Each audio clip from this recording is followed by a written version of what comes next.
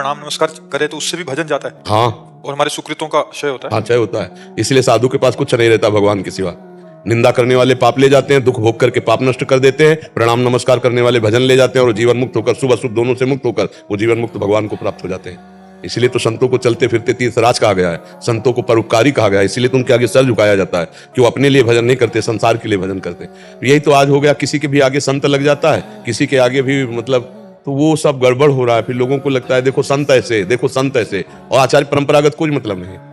कोई आचार्य परंपरागत बिरला ही चल रहा है, नहीं तो सब मनमानी चल रहे हैं। कौन गुरु के अधीन होकर चल रहा है, कौन गुरु की आज्ञा मान रहा है, सब मनमानी। पर जी जो वेश होता है वो गुरु प्रदत्त तो होता है, गुरु बिना प्रदत्त ऐसे मतलब ऐसे थोड़ी जैसे आप वेश धारण किए डांट लग जाए। पर जी एक आए थे वो कह रहे कि हमें स्वतः प्रेरणा हुई एक अव्यक्त सत्ता की तो हमने वेश धारण कर लिया। तो फिर आप क्या मिल जाएगा, करके देख लें, करके देख लें। अहंकार की पुष्टता ही होगी। बिना गुरुजनों की शरण में गए अहंकार, जब भगवान सर्वव्यापी सब ज्ञान समुद्र वो संदीपिनी जी के चरणों में बैठ करके ज्ञान प्राप्त कर रहे हैं, वो वशिष्ठ जी के चरणों में बैठ के प्राप्त कर रहे हैं। जो जगत गुरु भगवान अवतार लेते हैं वो जब गुरु बनाते हैं तो औरों की बात क्या है, औरों की बात क्या है। गुरु की बिना शरण में हुए कोई अहंकार का नाश कर सकता है। हमने अपने आप से भेष धर लिया, हम अपने आप से कर लिए, तो फिर क्या है, ऐसे है। ऐसे मान्यता बाजार से खरीद के वर्दी पहन लो, उसकी मान्यता होगी क्या? मान्यता होगी जब सरकारी बिल्ला लगेगा, और नहीं जब सरकारी से मुठभेड़ होगी ना तो बंदी बना लिए जाओगे। मतलब एसएसपी डीएसपी की आप नौटंकी नाटक में जो वर्दी होती है उसे चढ़ा के घूमो रोड में, और जब असली अधिकारी मिलेगा ना तो तुम्हें जेल के अंदर डाल देगा। क्यों डाल देगा भैया? अगर खरीद के लाए पैसा से पहना है तो बोले उसकी योग्यता है आपके अंदर, उसकी लायकात है, आप दिखाइए आप कहाँ से पास करवाए, कहाँ से आप एसपी हैं, कहाँ से आप डीएसपी हैं। तो डीएसपी एसपी की वर्दी केवल पहन लेने से थोड़ी होती है, सरकारी उसमें मोहर भी चाहिए। ऐसे बाबा जी का भेष पहन लेने से थोड़ी होता है। किस गुरु परंपरा से हो, किस आचार्य ने दिया है? साधु किसे कहते हैं, संत किसे कहते हैं, बात बहुत दुर्लभ होती चली जा रही है। इसीलिए मनमानी आचरण बढ़ते चले जा रहे हैं। जी एक और चीज आपसे समझना चाह रहे थे, जैसे संत तो स्थिति है, जैसे आपसे हमने सीखा है कि संत एक आंतरिक स्थिति है, बाहरी वेश मात्र नहीं है। बट आजकल क्या हो रहा है महाराज जी, कोई सफेद डाला एकदम दाढ़ी मूछ नहीं रखा हुआ, क्योंकि जो अल्पज्ञ लोग हैं जो समझते नहीं अविवेकी हैं वो उनको भी संत साधु कह देते हैं। साधु की दो ही पद्धति है, जो बैरागी हैं, बैरागी की दो ही पद्धति है। लंगोटी बंद होगा, नीचे खुला वस्त्र होगा, ऊपर जो वस्त्र धारण गुरु परंपरा से दिया गया, और बाल या तो पूरे के पूरे रखे होंगे और या पूरे के पूरे मुड़े होंगे। सेटिंग नहीं होगी, ये नहीं कि दाढ़ी मुछ मुड़ा लिया बाल रखे हुए हैं, ऐसी कुछ नहीं होता। या तो पूरे शरीर के बाल रखे हुए हैं और या तो पूरे शरीर के बाल मुंडन करवाए हुए हैं। 2 महीने में मुंडन का विधान है और आजीवन बाल रखाने का विधान है। 6 महीने 12 महीने 12 साल जितना चाहो उतना आप रखा लो। तो जैसे है तो पूरे रखे हुए हैं, और मुंडन तो फिर पूरे का मुंडन हो गया। ये सेटिंग नहीं चलती बाबागिरी में। पर जी जैसे कोई ग्रस्त मतलब सदग्रस्त है, ब्राह्मण है और भागवत करते हैं और भागवत आदि जाते हैं, बट उनको भी सब जन संत जन ही कहते हैं। संत आए, भगवत लीला गुणगान करने वाले, भगवान नाम जप करने वाले, भगवत आराधना करने वाले भक्त बहुत है। भक्तों की, अब जैसे भागवत प्रवक्ता भगवान के भक्त है, उनके पत्नी है, उनके पुत्र है, उनके पूरे परिवार है, वो भागवत है, महाभागवत है। लेकिन जो ये लगता है संत महात्मा, साधु महात्मा, ये विरक्त वेश के लिए लगता है। गुरु परंपरा, हाँ, गुरु परंपरा से 2 मार्ग हैं। एक गृहस्थ मार्ग है, तो गृहस्थ मार्ग के महाभागवत जन है, भगवान की चर्चा करते हैं, भूरिदा जना है। पर जो संत परिपाटी है, जैसे संन्यास मार्ग है, तो ये मार्ग में ये बात चलती है कि ज्ञान मार्ग में जो है वो गेरुआ वस्त्र और हाँ, और जैसे वैष्णव में विरक्त है तो इस तरह से, हाँ, इस तरह से पीले या सफेद वस्त्र ऐसे धारण किए हुए हैं। बकाया संत शब्द जो है लंगोटी बंद वैरागी के आगे लगता है, जो भगवान अनुराग में, और जो गृहस्थ में है वो भगवत प्रेम में डूबे हुए महात्मा जन है। वो चाहते भी नहीं कि हमें कोई संत कहे, वो चाहते भी नहीं है कि हमें कोई संत कहे, कोई महात्मा कहे। अब ऐसा विरक्त वेश की मर्यादा को रखना बहुत कठिन हो गया है, बहुत कठिन। बाल बहुत सेटिंग से हैं, रोज दाढ़ी और मुझ चिकनी की जा रही है, हम उसको क्या कह सकते हैं? ऐसा नहीं हो सकता, नहीं हो सकता।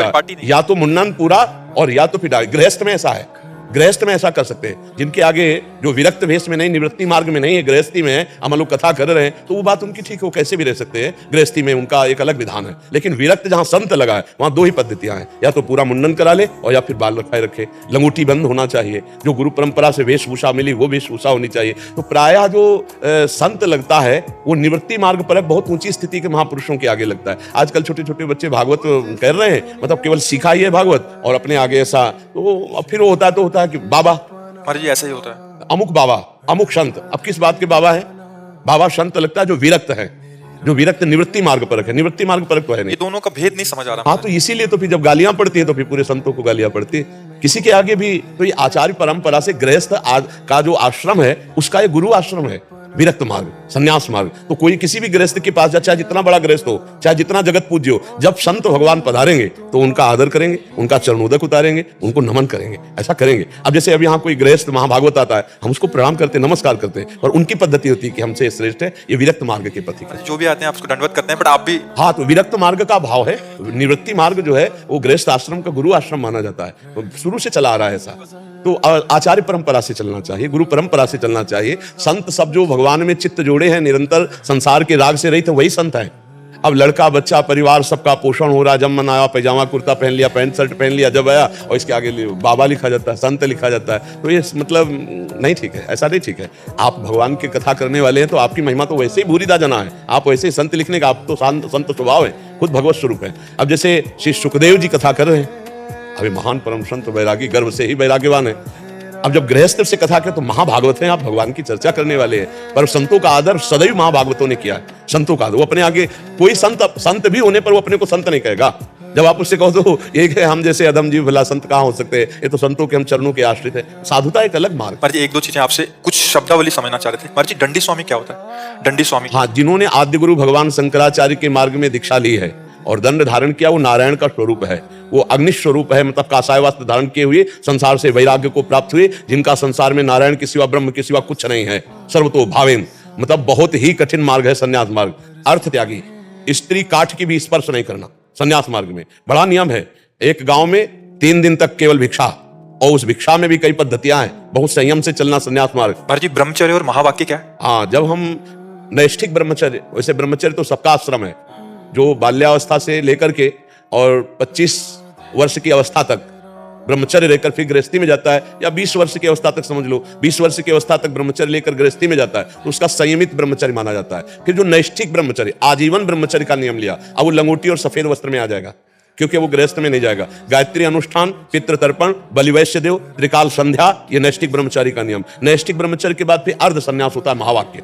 जब महावाक्य गुरुदेव देते हैं तो सफेद कपड़ा नीचे को होता है, एक अपना प्रसादी वस्त्र कासाय दे देते हैं जो ओढ़ लिया जाता है। त्रिपुंड धारण करना, कंठी धारण करना, और नीचे श्वेत, ऊपर अरुण वस्त्र, भगवा वस्त्र धारण करना, ये महावाक्य का। और महावाक्य के बाद फिर संन्यास होता है। जो संन्यास 2 प्रकार का होता है, एक दंड लेना और एक दंड त्यागी, जो महापुरुष होते हैं, जो परमहंस कहे जाते हैं, वो भी सन्यासी ही होते हैं। पर ये जो आद्य गुरु भगवान शंकराचार्य जी के आचार्य कोटि में है, ये 3 महापुरुष जो है, जैसे सरस्वती लगता है, तीर्थ लगता है, आश्रम लगता है, ये दंड धारण करने वाले होते हैं। फिर आगे पूरी गिरी, भारती, कई तरह के महापुरुषों का 10 नामी भगवान शंकराचार्य जी के शिष्य, तो फिर उसमें संन्यास होता है।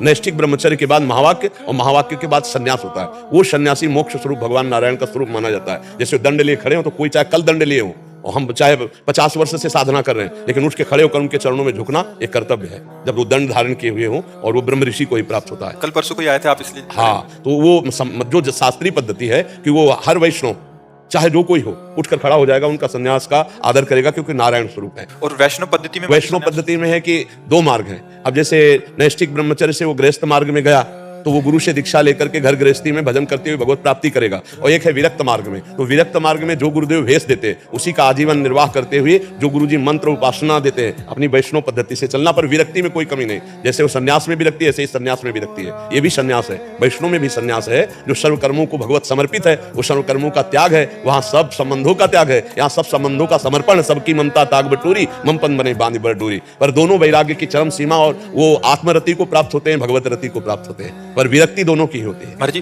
पंडित किसे कहते हैं? पंडित जो शब्द आता है वो ब्रह्म ज्ञानी का आता है। विद्या विनय संपन्ने ब्राह्मणे गविहस्तनी स्वनीच सुपाकेचा पंडिता समदर्शिना। जो समदर्शी, सर्वत्र भगवान का बोध प्राप्त किए, उसे पंडित कहते हैं, वही ज्ञानी है। पंडिता समदर्शिना, पंडित उसे कहते हैं जो सर्वत्र भगवान का अनुभव कर लेता है। महाराज जी हम गांव आदि में तो ये देखते थे, जो ब्याह आदि कराते हैं उनको हम पंडित जी कहते हैं। हाँ, कहते हैं, पर पंडित शब्द की जो व्याख्या है गीता के अनुसार, विद्या विनय संपन्ने, देखो इसमें ब्राह्मणे भी है, जो विद्या विनय संपन्न ब्राह्मण में, गाय में, हाथी में, कुत्ते में, चांडाल में एक ही परमात्मा को देखता है, उसे पंडित कहते हैं। जो समान भाव से सबको देखता है, उसे पंडित। पंडित शब्द की व्याख्या है। गांव में हाँ पंडित जी उनको भी कह देते हैं। हाँ, पंडित पर शब्द ज्ञानी महापुरुष के लिए है, जो सर्वत्र ब्रह्म दर्शन कर रहा है, उसमें जाति पक्ष की बात नहीं है, वो ज्ञानी महापुरुष है। तो प्रेम और ज्ञान एक ही बात है। जो पराबोध तत्व है आत्मरति, वो और भगवत प्रेम, ये एक ही स्थिति है। प्रेम में अद्वैत स्थिति आती है और ज्ञान में भी अद्वैत स्थिति आती है। प्रेम में अद्वैत प्रेम करने वाला नहीं रहता, केवल प्रेमास्पद रहता है, और ज्ञान में दूसरा कोई नहीं रहता, केवल मैं रहता है। वो शुद्ध मैं ब्रह्म स्वरूप ही है। दोनों चरम सीमा के, इधर ब्रह्मबोध और इधर प्रेम, इसलिए दोनों को पंडित कहा गया। एक लास्ट जी, और जी हम जैसे बीए आदि करते हैं, बीएससी करते हैं, वैसे ही शास्त्रीय ज्ञान जो होता है तो एक शास्त्री हो जाती है और एक आचार्य होती है। तो आचार्य, बहुत सारे आचार्य भागवत जी करते हैं, तो इसलिए उनको भागवताचार्य कहा जाता है, या किसी के आगे शास्त्री। पर ये पढ़ाई लिखाई का है, लेकिन जो आचार्य हैं वो अवतार लेते हैं। जैसे भगवान निम्बार्काचार्य, भगवान वल्लभाचार्य, श्री हिताचार्य, श्री स्वामी हरिदास जी, आदि गुरु भगवान शंकराचार्य, ये जो आचार्य अवतरित होते हैं ये साक्षात भगवान का स्वरूप होते हैं। और ये जो आचार्य लगता है पढ़ाई वाला आचार्य लगता है। हाँ, ये पढ़ाई वाला आचार्य वो अवतारी आचार्य है। आचार्य और भगवान में इतना किंचन मात्र अंतर नहीं है, पर ये जो शास्त्रीय और आचार्य लगता है ये व्याकरण के द्वारा जो पढ़ाइयां उनकी डिग्रियों में लगता है।